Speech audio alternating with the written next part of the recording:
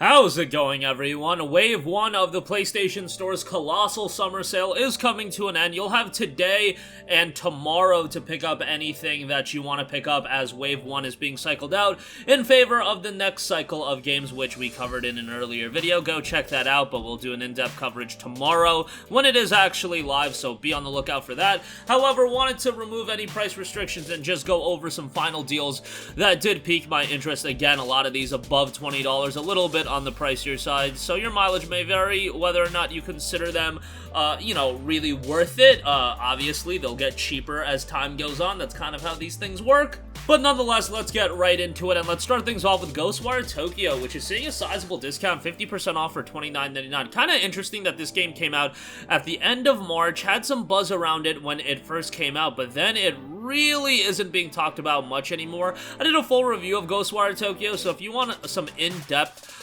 look at that game, it's 18 minutes long, so it's a lengthy review. I really went over every aspect of the game. It's a good game, and there's a lot of things to like. Atmospherically, I think it's great. I think the setting's awesome. I think narratively, it's super strong initially, but some pacing issues and an abrupt ending really do hurt the overall game from a story standpoint. Gameplay is pretty good, albeit it does get a little bit redundant, but I like the, all the variety of different elemental abilities you had. It was a worthwhile game to play through at $30. I think this is the perfect price for the game. Probably not worth that initial $60, as if you do rush through the main story, it's a fairly short game as well, but there's a lot of additional content, so $30 I think is a good price for it. Next up, another game we did a review on, Weird West, is 30% off for $28. Really enjoyed my time with Weird West as well. This is a game where player-driven choice is absolutely paramount. That was really the goal of the game, and one of the key pillars of the game is really putting the control in your hands, and everything you do in the game has lasting repercussions, whether it be somebody's coming after to get you, whether it be this character that was kind of integral to the story no longer is a part of it. There's a lot of things that go on, and a lot of choices to be made, and that inherently makes the game very, very replayable. And I have to give Devolver and Wolfeye Studios, the development studio that worked on this game, a lot of credit, because they've done a really good job in keeping this updated, keeping the game updated. $28 might be a little bit pricey, but it's a lengthy game, and on top of that, quite a bit of replayability, so I think it's a worthwhile pickup if you are interested in an RPG like this. Next up, we got Capcom's Raccoon City Edition. This is Resident Evil 2 and Resident Evil 3. Look, you guys know what this is all about. Resident Evil 2 is one of the greatest remakes ever created. I don't think it's a stretch to say that. It is just a phenomenally well done remake that really stays true to the original while also bringing it up to a 2019 audience when it came out. Resident Evil 3, on the other hand, not as great as Resident Evil 2, but still fairly decent in its own right. To get it on top of Resident Evil 2 for $24, I think that's a good buy, given that's $12 a pop.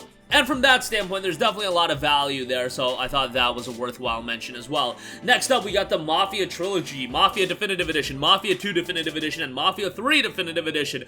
Mafia 1 is the biggest, uplift that you're gonna see, because Mafia 1 initially came out on the PlayStation 2 and original Xbox, I want to say.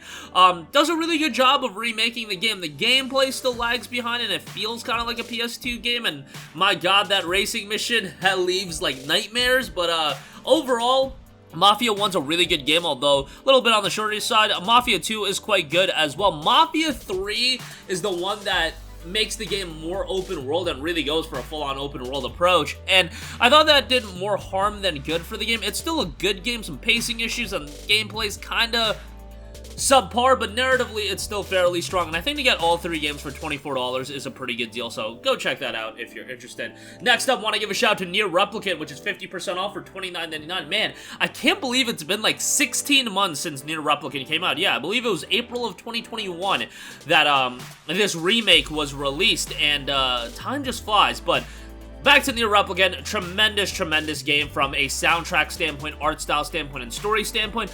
Gameplay obviously isn't at the level of NieR Automata. Look, NieR Automata was done by Platinum Games, and a high-quality Platinum Games action title, that's some pretty darn good gameplay. NieR Replicant isn't at that level, but it's still fairly good, and all the other elements of Automata that you did enjoy, whether it be soundtrack, presentation, those are there, and I would even say Replicant, man, that soundtrack, I don't know if it's better than Automata, but I would put it right on par with it. And it's got some stellar music, so $30 for that I think is a great pickup, and I would strongly recommend it. Next up, we got Ratchet and Clank Rift Apart. Look, it's pricey, 43% off at $39.89, but this is one of the absolute essential PlayStation 5 titles if you have a PlayStation 5. I know, you know, length is an issue with the game. It's probably a game you can platinum in 15 hours or so, but the game is still so good, man. From a visual standpoint, obviously, it is one of the technical barometers of what the PlayStation 5 can do. It looks gorgeous. Story is great. It still has all the quirkiness and charm that Ratchet and Clank has had for years and years, and just think it's a great game, and for sub 40 bucks, I think this is a good price for the game. Just know what you're getting yourself into. It's a shorter game, and if you do want to wait for it to be a part of PlayStation Plus Extra, ultimately at some point it's gonna be a part of it, so you know, waiting for that's not a bad idea, but I still think it's worth a buy if you are looking for a fun action platformer and looking to see what the PlayStation 5 can really do. Next up, we have Tales of Arise, 50% off for $29.99. Man, this was probably my second or maybe even my favorite game of 2021. Really, it was like Ratchet, Resident Evil Village, and Tales of Arise was right up there with those two games. I thought Tales of Arise was a tremendous JRPG from a lot of different facets. I thought the character cast was fantastic, with the two main characters being the star of the show, but every other character is fairly well developed. The gameplay is rather good. The combat is very enjoyable, and on top of that, visually looks fantastic as well. Art style's great. Soundtrack is also excellent. Can't say enough good things about Tales of Arise, and 50% off for $29.99. A fantastic deal that I would strongly recommend. Next up, we got Red Dead Redemption 2, 60% off for $24. Probably don't gotta sell you guys on this too much. I mean, it's Red Dead 2. If you haven't played it at this point, go and jump into it. The single-player campaign is fantastic. Red Dead Online is memes. I wish they would do a PlayStation 5 upgrade, but, you know, we'll probably get an upgrade at some point, but we'll have to pay for it. And sometimes these things happen with Rockstar, but $24 for RDR2. It's narratively a fantastic game. Content-wise, it's loaded, and yeah, pretty good price.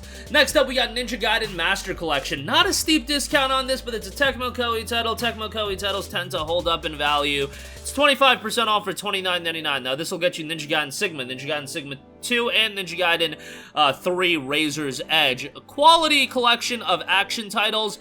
I know some people weren't a big fan of it being the Sigma variants. I don't think that's that big of a deal. I still find the games rather enjoyable. And at the end of the day, Ninja Gaiden does show its age at time, especially with like Sigma 1 and the camera. It's a 2007 title, and some of the camera work in that game is not the best, but you're getting 3 titles for $30 if you're looking for challenging, fast-paced action titles. Ninja Gaiden will fit that bill, and the Master Collection is a pretty solid pickup. Next up, we got Disco Elysium, the final cut, 50% off for $19.99. This is a game that I recommend to a lot of people, but I also need to make sure that before you buy this game, you know what you're getting yourself into. This is very much a choice-driven, narrative-heavy game. There's a lot of dialogue, there's a lot of story to be told, and it's a little bit on a slower pace side, but I think that ultimately makes the game very engrossing from a presentation standpoint. I think the aesthetic design is great. I think the soundtrack is excellent. Voice acting is good. $19.99 for the game. If you're looking for a story-heavy game, which I'm a big fan of my narrative-heavy games, Disco Elysium is one of the best that you're going to come across. The writing in this game is superb. This Final Cut version is also quite good, and it does have a PlayStation 5 upgraded version. So 20 bucks for this, I think, is a great pickup. Next up, another no-brainer, Persona 5 Royal Deluxe Edition, 70% off for $21. For some reason, nobody really knows why, Persona 5 Royal, whenever the Deluxe Edition goes on sale, its basement price, so its lowest price that it gets to, is always lower than what the base price of Persona 5 Royal gets to. Like, Persona 5 Royal, I believe, will get down to like $24. The Deluxe Edition here gets down to $21. The additional content, nothing to write home about, but hey, you're getting some additional bonus in-game items and things like that. And P5 Royal, obviously a tremendous game, very lengthy game, and even if you played the original Persona 5, there's a lot of reason to play Royal as well. Soundtrack is fantastic, story is stellar, cast of characters is great, the interactions between the characters are really good as well, and even if you're not a big fan of Japanese titles, Persona is one that tends to win a lot of people over, so give it a look. At $21, it's a great price.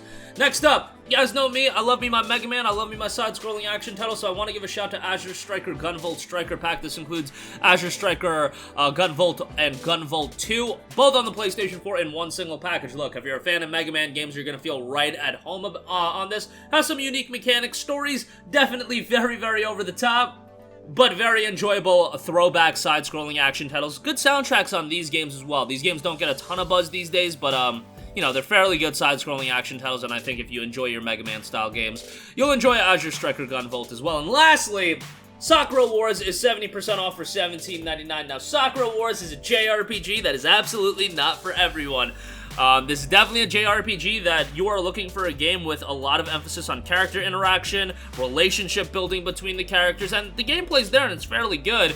And the soundtrack's fairly good as well. It's just a lot of the quirks of the game might turn off people that aren't, like, super into JRPGs, so just bear that in mind. But the people that do play Sakura Wars seem to really enjoy it, and this is a really well-done iteration. This is an IP that doesn't get a lot of love over here in the States. I believe in Japan it doesn't even do killer numbers. It was the first Sakura Wars game in quite a long time, so $18 is a really good price, though, and I had an enjoyable experience with it, but, you know, you gotta know what you're getting yourself into. The dialogue can be a little bit corny at times, but, you know, a lot of JRPGs have corny dialogue at times. I mean, Trails of Cold Steel, a game that I rave about over and over again, that game even has some corny dialogue, so to be expected sometimes, and doesn't take away from the game too much, in my opinion. But that's gonna do it for me. Again, these are some final deals I wanted to highlight, especially as we are gonna be getting into Wave 2 of the summer sale. I didn't even know there was gonna be a Wave 2 until PlayStation put that tweet out, but nonetheless, that's gonna do it for me. Sound off with all of your thoughts in the comment section down below.